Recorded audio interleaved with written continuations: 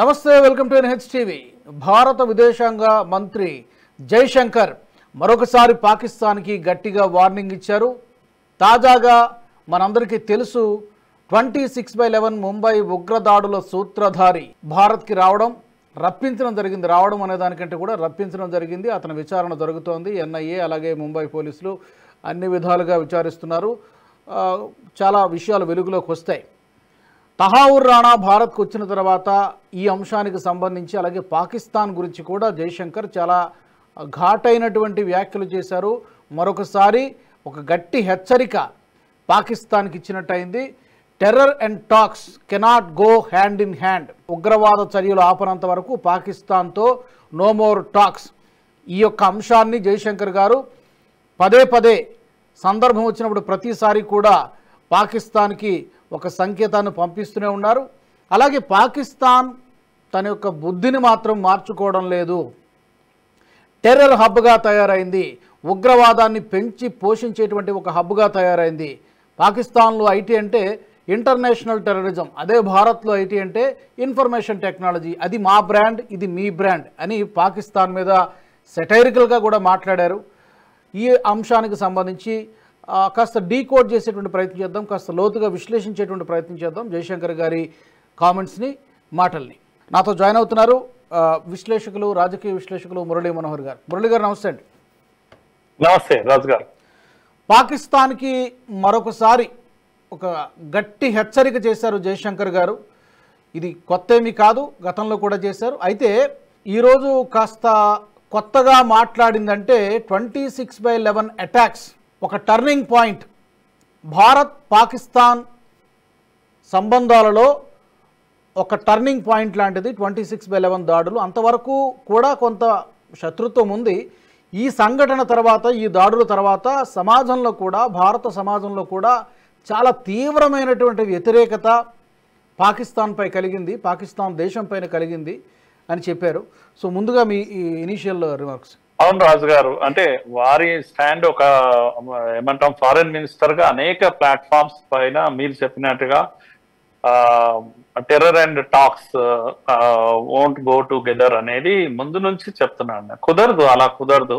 ఒక వైపు మీ చేతులు రక్తంతో తడిచి ఉన్నాయి, ఆ చేతులతో చెయ్యి కలపడం అనేది సాధ్యంగా అనేటువంటి విషయము. ఎంతవరకు అయితే మీ రక్తపాతం ఆగదో అంతవరకు మేము మీతో చేతులు కలపలేం అనే విషయాన్ని అనేక ప్లాట్ఫామ్స్ పైన ఈ విషయం చెప్తూ ఉన్నారు. అయితే ఈ ముఖ్యంగా రైజింగ్ ఇండియా సంబంధించిన కొన్ని విషయాలు యూనివర్సిటీలో, గుజరాత్ లోని ఒక యూనివర్సిటీలో అక్కడ జరుగుతున్న కాన్క్లేవ్ లో మాట్లాడుతూ దేశం మారుతున్న తీరు, ప్రపంచ వేదిక పైన దేశం యొక్క స్వరూపం ఎలా ఉంది, ఎలా మనల్ని చూస్తున్నారు ప్రపంచ దేశాలన్నీ కూడా అనే విషయాన్ని చాలా స్పష్టంగా, చాలా అద్భుతమైన విషయము, విశ్లేషణ అది మనం చూడాల్సింది అంతా కూడా. అందులో ఒక దగ్గర మనము మన నేబర్స్ దగ్గర మన రిలేషన్స్ కానీ వీటి విషయం, అలాగే టెర్రరిస్ట్ గ్రూప్స్ ను మనం హ్యాండిల్ చేస్తున్న తీరులో ఇలాంటి కొన్ని క్వశ్చన్స్ వచ్చాయి. స్టూడెంట్స్ నుంచి కూడా క్వశ్చన్స్ వచ్చాయి. ఆ సందర్భంగా మళ్ళా ఒక అవకాశంగా వారు చెప్పారు ఈ విషయాన్ని. ఏమి అంటే పాకిస్తాన్ తన బుద్ధి మార్చుకోలేదు, పాకిస్తాన్ తన బుద్ధిని మార్చుకోలేదు, తన హ్యాబిట్స్ ను మార్చుకోలేదు. అందుకని మేము మారాము, కానీ పాకిస్తాన్ కూడా మారింది అని మేము అనాలని అనుకుంటున్నాం అనే విషయం చాలా స్పష్టంగా, చాలా పాజిటివ్ గా మేము మారాము కానీ పాకిస్తాన్ కూడా మారింది అని మా నోటితో అనాలనే ఉంది. కానీ పాకిస్తాన్ ఆ విధంగా మారలేదు, తన పాత బుద్ధిని పోనిచ్చుకోవడం లేదు, బ్యాడ్ హ్యాబిట్స్ నుంచి డిస్కంటిన్యూ కావడం లేదు, కంటిన్యూ చేస్తా ఉంది. ముఖ్యంగా భారత్ పట్ల ఒక నెగటివ్ అప్రోచ్ పాకిస్తాన్కి ఏదైతే ముందు నుంచి ఉందో అదే అప్రోచ్ ను ఇంకా కొనసాగిస్తుంది. ఇలా పాకిస్తాన్ బుద్ధిని గురించి, వాళ్ళ డిఎన్ఏలో ఉన్నటువంటి లక్షణం గురించి చెప్తూ వచ్చాడు. ఇది మీ డిఎన్ఏలో ఉంది, ప్రాబ్లం ఏంటి అనే విషయం కూడా చెప్పాడు. ముఖ్యంగా ఈ టాక్ లో మనం గమనించాల్సినటువంటి విషయం ఏంటంటే, భారతీయ సమాజం, ప్రభుత్వాలు ఉంటాయి పోతాయి, కానీ భారతీయ సమాజం ఏమనుకుంటుంది పాకిస్తాన్ గురించి అనే విషయం చెప్తూ 26/11 ముంబై అటాక్ తర్వాత, ముంబై పైన పాకిస్తాన్ టెర్రర్ గ్రూప్స్ చేసినటువంటి అటాక్స్ తర్వాత భారతీయులందరూ కూడా ఇది ఒక టర్నింగ్ పాయింట్ అని చెప్పారు. అది ఒక టర్నింగ్ పాయింట్. 2009 తర్వాత ఇది ఒక టర్నింగ్ పాయింట్.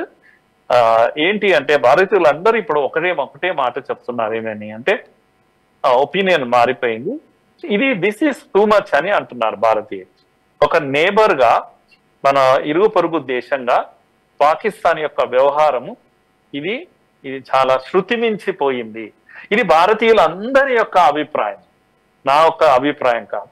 కాకపోతే ఆనాడు ఉన్నటువంటి ప్రభుత్వము ప్రజల యొక్క అభిప్రాయాన్ని గ్రహించిందా అని ఆ విషయం నేను చెప్పలేను, గ్రహించలేకపోయి ఉండొచ్చు. కానీ 2014 తర్వాత వచ్చిన ప్రభుత్వం, మోడీ ప్రభుత్వం ఈ విషయాన్ని, ప్రజల మనోభావాల్ని గుర్తుపెట్టుకొని వ్యవహరిస్తూ ఉంది. అందుకు అనుగుణంగానే వ్యవహరిస్తుంది. దానికి తగ్గ మెసేజ్ మేము ఎప్పటికప్పుడు పంపించే ప్రయత్నం చేస్తున్నాం.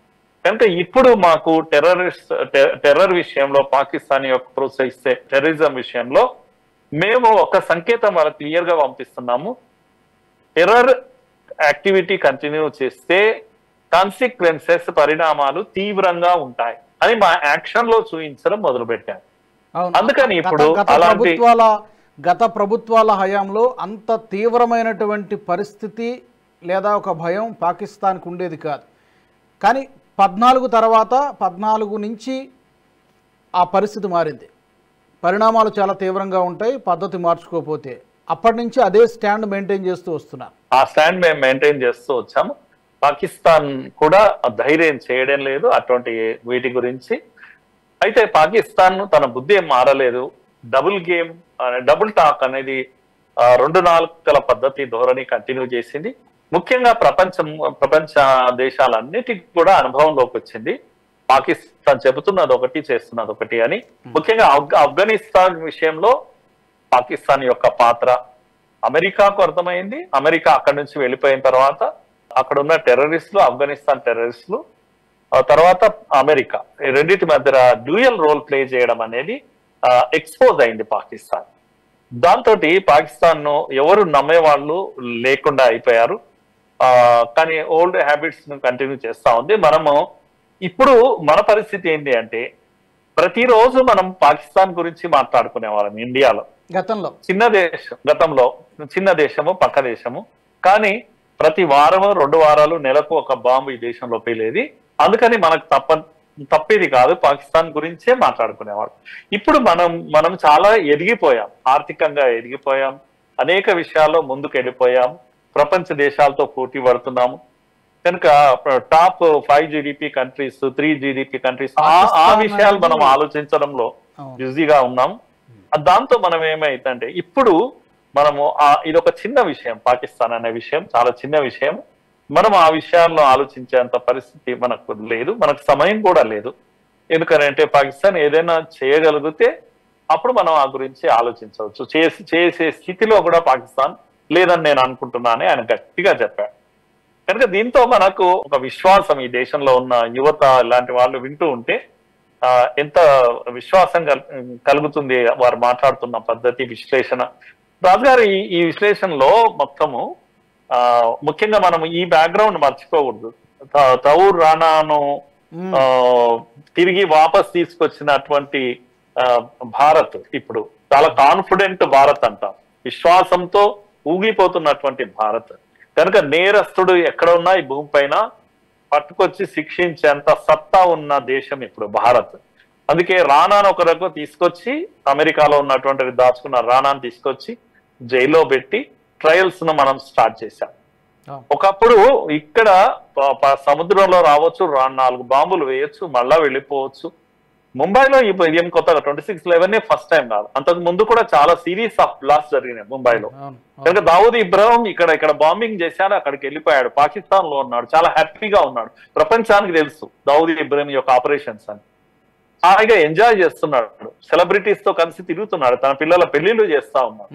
ఇది భారత్ యొక్క బలహీనత.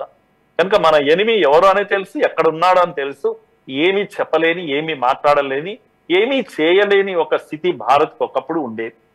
ఇప్పుడు అలా కాదు. ఎనిమీస్ ఉన్న దగ్గరనే చచ్చే చావొచ్చింది వాడికి. ఎప్పుడు ఎవడొస్తాడో తెలియదు, ఎలా చంపుతాడో తెలియదు. వాళ్ళకు భద్రమైనటువంటి ప్రదేశం పాకిస్తాన్ అనుకున్నారు, పాకిస్తాన్ లో భద్రత లేదు, అమెరికాలో భద్రత లేదు, కెనడాలో భద్రత లేదు, వాళ్ళకు ఇంగ్లాండ్ లో భద్రత లేదు. భూమి పైన ఎక్కడ ఉన్నా కూడా ఎనిమీ ఆఫ్ ఇండియా అనే వాడు ఎవడైతే ఉన్నాడో వానికి భద్రత లేని ఒక స్థితి మనం కల్పించగలిగినాం. కనుక మనం చంపుతున్నామా అంటే నో, చెప్పనికి రాదు. ఇంటర్నేషనల్ కోర్ట్స్ లో ఎక్కడ కేసు వేయడానికి కూడా వీల్లేదు. కనుక నా పాయింట్ ఏంటంటే, సినిమా డైలాగ్ ఉంది, ఎప్పుడు వచ్చావు అనేది ముఖ్యం కాదు, బుల్లెట్ దిగిందా లేదా అని. ఎవడు కొట్టాడు కనుక ఎవడు కొట్టాడు, మన ఆర్మీ కొట్టిందా, వాడు కొట్టాడు, వీడు కొట్టాడా కాదు, బుల్లెట్ దిగిందా లేదా, మన ఎనిమిది చచ్చాడా లేదా అనేదే చాలా ముఖ్యం. అందుకే మనం చేస్తున్నటువంటి అటాక్స్ ఏదైతే సర్జికల్ స్ట్రైక్ అంటున్నాం, ఇది ఎప్పుడు కనివిని ఎరగనటువంటి విషయం. అందుకే కిక్కురు అనకుండా నొక్కిన పెయిన్ లాగా పడి ఉంది పాకిస్తాన్, ఒక దీనమైనటువంటి పరిస్థితిలో పడింది. అదే విషయాన్ని చాలా స్పష్టంగా జయశంకర్ గారు ఒక ప్లాట్ఫామ్ పైన చాలా గర్వంగా చెప్పారు. అన్నిటికన్నా నాకు చాలా బాగా అనిపించినటువంటి విషయం ఏమంటే, ఇప్పుడు మళ్ళీ ప్రశ్న ఏదో స్టూడెంట్స్ నుంచి వస్తే, ఇప్పుడు పాకిస్తాన్ అనేది ఒక చిన్న విషయము, మనము ఆ విషయం ఆలోచించేంత సమయం మనకు లేదు. ఎందుకంటే అభివృద్ధి మనకు ముఖ్యము, ప్రపంచ దేశాలతో పోటీ పడేటువంటి సమయం కనుక మనకు అది పెద్ద విషయం కాదని కొట్టిపారేశారు. ఇప్పుడు ఆలోచిస్తే చైనా గురించి ఆలోచించాలి, ఇప్పుడు ఆలోచిస్తే చైనా గురించి ఆలోచించాలి, అమెరికా గురించి ఆలోచించాలి, ఆ దేశాలతో వచ్చేటువంటి ఎదురయ్యేటువంటి పోటీ కానీ లేకపోతే సంబంధాలు కానీ ఈ లెవెల్లో ఆలోచించాల్సి ఉంటుంది.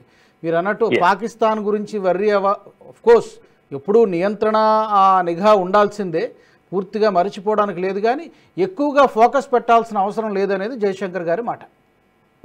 దీంట్లో ఈ సందర్భంగా ఊరికే నేను సమయం వచ్చింది కనుక గుర్తు చేస్తున్నాను. రానాను తీసుకొచ్చిన తర్వాత మనము గుర్తు చేసుకోవాల్సిన విషయం ఏంటంటే, కసబ్ అనే వాడిని ప్రాణంతో పట్టుకున్నాం మనం. ఈ ఆపరేషన్స్ లో వచ్చినటువంటి టెర్రరిస్టులు అందరిలో ఒకడు ప్రాణంతో పట్టుబడ్డది ఎవరు అంటే కసబ్. ఈ కసబ్ ను ప్రాణంతో పట్టించినటువంటి వ్యక్తి తుకారాం మనం గుర్తు చేసుకోవాలి. ఒక కానిస్టేబుల్ తుకారాం ఆ రోజు కసబ్నే కనుక పట్టుకోకపోతే ఈ విషయాలు ఏవి, ఈ రానా కానీ హ్యాడ్లీ కానీ ఎవరెవరు అమెరికాలో నుండి ఆపరేషన్ చేశారు, అమెరికా, కెనడా, ఎన్ని దేశాలు దీంట్లో ఇన్వాల్వ్ అయ్యాయి. వాళ్ళు ఇక్కడ రెక్కి ఎలా నిర్వహించారు, ఎవరో వచ్చారు ముందు, ఆపరేషన్ హ్యాడ్లీ అనేవాడు ఈ ప్రాజెక్ట్ ఎట్లా తయారు చేశారు, ఎంత బాగా వీళ్ళు బాంబేలో ఉండి రెక్కి నిర్వహించారు, ఇవన్నీ విషయాలు బయటకు వచ్చినాయి. కంప్లీట్ గా పాకిస్తాన్ ప్లాట్ఫామ్ గా నిలబడి మన పైన ఈ ఆపరేషన్ జరిగింది. చాలా పెద్ద బిగ్గెస్ట్ ఆపరేషన్ ఇండియా యొక్క ఫైనాన్షియల్ రిసోర్సెస్ నరేటివ్ అంతా ఏంటి అంటే, ఇదంతా కూడా ఇండియన్ ముజాహిద్దీన్ చేసింది అనే ఒక నరేటివ్ తయారు చేశారు. ఇండియన్ ముజాహిద్దీన్ అనేటువంటి బాడీ లష్కర్ తోయబాతో కలిసి చేసింది అనే నరేటివ్ తయారు చేశారు.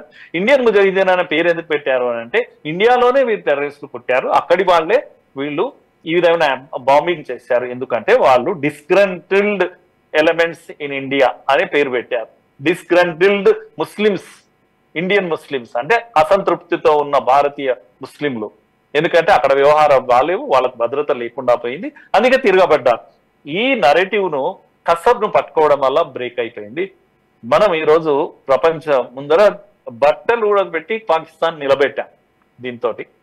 అందుకని మనం మన జాతీయ భద్రత, దేశ భద్రత విషయంలో ఎక్కడ మనం కాంప్రమైజ్ కావడం లేదు. ఈ దేశం టెర్రరిజాన్ని తుడిచిపెట్టింది 10 ఏళ్లలో, ఈ దేశంలో నక్సలిజం తుడిచిపెట్టింది. డేట్ ఫిక్స్ చేసి మీ హోమ్ మినిస్టర్ చెప్తా ఉన్నాం, మీ ఇంటికి వస్తాం, నట్టింటికి వస్తాం, మీ అంతు చూస్తాం అని చెప్పేంత ధైర్యం ఈ ప్రభుత్వం ఏ ప్రభుత్వం ఉండేది కాదు. నాకు గుర్తుంది ఇప్పటికి కూడా 26/11 తర్వాత శివరాజ్ పాటిల్ రిజైన్ చేశారు తన పదవికి, హోమ్ మినిస్టర్. అంతకుముందు ఏముందంటే ఆయన 4 ఏళ్లు హోమ్ మినిస్టర్ గా ఉన్నాడు. సిరీస్ ఆఫ్ బ్లాస్ట్ జరిగాయి ఈ దేశం పైన. మీరు మన హైదరాబాద్ లోనే జమా మసీద్ దగ్గర నుంచి మొదలు పెడితే దిల్సుఖ్ నగర్, గోకుల్ చాట్, ఇవి ఏవి కూడా మనము లుంబిని పార్క్, హైదరాబాద్ లోనే ఇన్ని బాంబింగ్ ఒక రోజు కాదు, ఇది మల్టిపుల్ టైమ్స్ జరిగినటువంటి విషయాలు ఇవన్నీ కూడా. బాంబే మీద ఎన్నో వారణాసి మీద దాడులు జరిగినాయి, ఢిల్లీలో జరిగాయి, సిరీస్ ఆఫ్ బ్లాస్ట్ జరిగాయి, 1, 2 కాదు, ఒక్కోసారి జరిగినప్పుడల్లా 5 బాంబులు 10 బాంబులు డిఫరెంట్ ప్లేసెస్ లో. నిస్సహాయంగా ఈ దేశం 4 ఏళ్ళు 5 ఏళ్ళు శివరాజ్ పాటిల్ హోమ్ మినిస్టర్ గా ఉన్నప్పుడు రోజు స్టేట్మెంట్, ఒక స్టేట్మెంట్ ఆయన ఇచ్చేది. డ్రెస్ మార్చుకురావాలి, ఒకే రోజు 2 ప్రెస్ కాన్ఫరెన్స్ పెట్టేవాడు, డ్రెస్ మార్చుకునేవాడు, వచ్చి ఒకే మాట చెప్పేవాడు, ఇది పిరికి పందల చర్య, కఠినమైన చర్యలు తీసుకుంటాము. ఇలాంటి మాటలు రిపీటెడ్ గా, అంటే ఏం చెప్తాడనేది కూడా ముందుగానే తెలిసేది. ఇది భారత్ యొక్క బలహీనమైనటువంటి క్షణాలు ఇవన్నీ కూడా నేను గుర్తు చేస్తున్నాను. అలాంటి హోమ్ మినిస్టర్స్ ఈ దేశంలో ఉండేవాళ్ళు. ఇప్పుడు హోమ్ మినిస్టర్స్ అలా లేరు. డేట్ చెప్తున్నారు, డేట్ చెప్తే మండిపోతుంది. సోకాల్డ్ గన్ వీల్డింగ్ నక్సలైట్స్ కూడా కాలుతుంది, ఎక్కడనో ఏడుస్తూ ఉన్నారు. అవి చంపేస్తారమ్మా, చంపేస్తాం. ఎందుకంటే ఈ దేశంలో ఐదర్ ఇదేంటి అంబేద్కర్ ఇచ్చిన రాజ్యాంగం అన్నా ఉండాలి, లేదంటే మీరన్నా ఉండాలి, రెండే ఉండాలి. కనుక రాజ్యాంగం ఒక తుపాకీ ఇచ్చింది, ఈ తుపాకీ అయినా ఉండాలి, మీరన్నా ఉండాలి. ఇది చాలా స్పష్టంగా అంటే మన యొక్క అప్రోచ్ టెర్రరిజాన్ని అంతు చేయడంలో మన అప్రోచ్ లో స్పష్టత ఉంది, క్లారిటీ ఉంది. ఎవరు మన ఎనిమి అని లైన్ గీసి చెప్తున్నాం. కనుక ఎక్కడున్నా చంపేస్తాం అని బలంగా యాజ్ అ నేషన్ మనం నిలబడ్డాం. గర్వపడాల్సినటువంటి విషయం జయశంకర్ గారి విషయం అదేంటి వారి విశ్లేషణ చూస్తున్నప్పుడు రాజు గారు. అలాగే ఈ 75 సంవత్సరాల్లో పాకిస్తాన్ ఇప్పుడున్నంత దరిద్రంగా, ఇప్పుడున్నంత అత్యంత హీనమైనటువంటి దశలో గతంలో ఎప్పుడు లేదు. అంటే ఎప్పుడూ ఆ దేశంలో ఆర్మీ పట్టే ఉంటుంది, ఆర్మీనే చెప్పినట్టయినా జరుగుతుంది. కానీ ఆర్థికంగా, రాజకీయంగా అన్ని విధాలుగా పాకిస్తాన్ అధఃపాతాళంలో ఉన్నట్టు కనిపిస్తోంది. ఎందుకంటే తిరుగుబాటు మొదలైంది, అక్కడే తిరుగుబాటు మొదలైంది. బలూచిస్తాన్ ఒకవైపు విడిపోతుంది. బలూచిస్తాన్ ఎప్పుడు ఏ క్షణంలో పాకిస్తాన్ నుంచి ముక్కలైపోతుందో తెలియదు. మరోపక్క ఖైబర్ పఖ్తుంఖ్వా, టీటీపీ నుంచి తెహ్రీకే తాలిబాన్ పాకిస్తాన్ నుంచి మరొక అంతర్గత పోరు. ఇలాగా అన్ని వైపుల నుంచి కూడా పాకిస్తాన్ని ఉక్కిరి బిక్కిరైపోయినటువంటి పరిస్థితి అడుక్కు తింటున్నారు ఇంకో పక్క. సో ఇలాంటి పరిస్థితుల్లో అయినా కూడా పాకిస్తాన్ ఏమైనా రిలీజ్ అవుతుందా? ఉగ్రవాదాన్ని పెంచి పోషించాం కాబట్టి, ఉగ్రవాదులకి ఒక ఫ్యాక్టరీ లాగా పాకిస్తాన్ పనిచేసింది కాబట్టి ఆ ఫలితాన్నే ఈరోజు అనుభవిస్తోంది అనేటువంటి రియలైజేషన్ ఏమైనా పాకిస్తాన్కి ఆర్మీకి కానీ లేదా అక్కడ ఉన్నటువంటి ప్రైమ్ మినిస్టర్ కానీ ఏమైనా ఈ రోజుకైనా ఏమైనా ఉందంటారా? ఎస్, జయశంకర్ గారు అందుకే చివరిలో ఆ మాట చెప్పారు. ఏ పామును మీరు పాలు పోసి పెంచారో అదే పాము మిమ్మల్ని కాటేస్తుంది. ఇప్పుడు ఆ సమస్యనే పాకిస్తాన్ ఎదుర్కొంటుంది. ఆర్థిక స్థితి బాగలేదు, వాళ్ళ దేశంలో అనేక వేర్పాటు ఉద్యమాలు జరుగుతూ ఉన్నాయి. బలూచిస్తాన్ ఎప్పుడు విడిపోతుందో తెలియదు. రాజు గారు పాకిస్తాన్ గురించి ఒక మాట అంటుంటారు చాలా మంది. అన్ని దేశాలకేమో ఆర్మీ ఉంటుంది దేశాన్ని కాపాడుకోవడానికి, అక్కడ ఒక ఆర్మీ ఉంది, ఆర్మీకి దేశం ఉంది అని. అక్కడ ఆర్మీ ఉంది, ఆర్మీకి ఒక దేశం ఉంది అని. దేశానికి ఆర్మీ కాదు, ఆర్మీకే ఒక దేశం ఉంది. అలాంటి పరిస్థితి పాకిస్తాన్ యొక్క పరిస్థితి. అందుకే జయశంకర్ గారు అన్నారు కదా, ఐటీ యొక్క మీనింగ్ వేరు వాళ్ళ దగ్గర, మన దగ్గర మీనింగ్ వేరు. కనుక ఇన్ఫర్మేషన్ టెక్నాలజీతో ఒక మనము ఆర్థికంగా ముందుకు పరిగెత్తుతూ ఉంటే ఇంటర్నేషనల్ టెర్రరిజం తోటి ఇంకా పాకిస్తాన్ నలిగిపోతా ఉంది. అది పాకిస్తాన్ డెఫినేషన్, అది పాకిస్తాన్ డెఫినేషన్, పాకిస్తాన్ కు ఉన్న బ్రాండ్ అది ఇంటర్నేషనల్ టెర్రరిజం అనేది. మన brand information technology, IT brand అనేది మనకుంది. ఐటీ రెండు ఐటీ అయినప్పటికీ కూడా ఇమేజ్ ఆ విధంగా వచ్చేసింది. కనుక పాకిస్తాన్ ఇప్పుడు రియలైజ్ అయ్యి చేసేది కూడా ఏం లేదని నాకు అనిపిస్తుంది. చాలా మంది అంటున్నారు ఇంకా పిఓకే ఎప్పుడు వస్తుంది, భారత్ ఎప్పుడు తీసుకుంటుంది, లేకపోతే బలూచిస్తాన్ భారత్ లో కలిసిపోతుందా, ఇవన్నీ కూడా. కానీ నిలకడగా ఇవన్నీ జరిగిపోతాయి. భారత్ ఎంపవర్ చేసి లేదా దాడి చేసి ఏదో తీసుకుంటుందని నేను అనుకోవడం లేదు. ఒక నిస్సహాయ స్థితిలో ఇవన్నీ కూడా మళ్ళా భారత్ తో వచ్చేస్తాయని నాకు అనిపిస్తుంది. కనుక పాకిస్తాన్ రియలైజ్ అయినా కాకపోయినా ఫలితం అంటూ ఏమీ లేదు రాజు గారు. ఫలితం ఇదే ఉంటుంది, డిసింటిగ్రేట్ అయిపోతుంది. ఏ పాకిస్తాన్ అయితే 1000 ఏళ్ల యుద్ధం చేస్తాం అని గంభీరాలు పలికిందో ఇండియా పైన, ఆ పాకిస్తాన్ ఒక నిస్సహాయమైనటువంటి స్థితిలో నిలబడ్డది. మనం ఎప్పుడు ముక్కలు అయిపోయే అవకాశమే కనిపిస్తుంది. ఎస్, ఓకే, ఇది కనిపిస్తా ఉంది. కనుక భారత్ గా మన కల్చర్, మన ట్రెడిషన్ ఏదైతే ఉందో ఎప్పుడు కూడా ఏ ఆక్రమణ చేయని భారత్, కనుక దురాక్రమణ అనేదే తెలియని ఒక భారత్, ఇది మన బలహీనత కాదు, ఇదే మన బలం. మనం నమ్మినటువంటి సంస్కృతి సభ్యత ఏదైతుందో అదే మనల్ని ముందుకు తీసుకెళ్తుంది అని మనం అనుకోవాలి రాజు గారు. అట్లా కరెక్ట్. అదే మెసేజ్ని జయశంకర్ గారు ఇచ్చారు. ఆయన పదే వేదిక సందర్భం వచ్చిన ప్రతిసారి కూడా కేవలం పాకిస్తాన్కి కాదు, ప్రపంచ దేశాలన్నిటికీ కూడా ఇదే మెసేజ్. ఈవెన్ తహావుర్ రానాని తీసుకురావడం ద్వారా కూడా ఎక్కడున్నా కూడా తీసుకొస్తాం, శిక్ష వేస్తాం అనేటువంటి ఒక మెసేజ్ కేవలం పాకిస్తాన్కి కాదు, ప్రపంచ దేశాలన్నిటికీ ఎవరెవరైతే భారత్ని ప్రత్యర్థులుగా చూస్తారో లేకపోతే హాని చేయాలంటూ ఆలోచన ఉంటుందో వాళ్ళందరికీ, ఆ దేశాలన్నిటికీ కూడా ఇదొక హెచ్చరిక. రైట్, థ్యాంక్ యూ మురళి గారు, ధన్యవాదాలు. Thank you. మరి ఈ వీడియో మీకు నచ్చినట్టయితే లైక్ చేయండి, షేర్ చేయండి, బెల్ బటన్పై క్లిక్ చేయండి. అలాగే NHTV nationalist hub group of ఛానల్స్ని సబ్స్క్రైబ్ చేసుకోండి. జాతీయవాద జర్నలిజాన్ని ప్రోత్సహించండి. ఈ వీడియో మీకు నచ్చినట్టయితే లైక్ చేయండి, 10 మందికి షేర్ చేయండి. అలాగే కామెంట్ల రూపంలో మీ అభిప్రాయాలను మాతో పంచుకోండి. Nationalist hub group of channels ను సబ్స్క్రైబ్ చేసుకుని తెలుగునాట జాతీయవాద జర్నలిజాన్ని ప్రోత్సహించండి. ఈ వీడియో కింద ఉన్న బెల్ ఐకాన్ పై క్లిక్ చేయడం మర్చిపోవద్దు.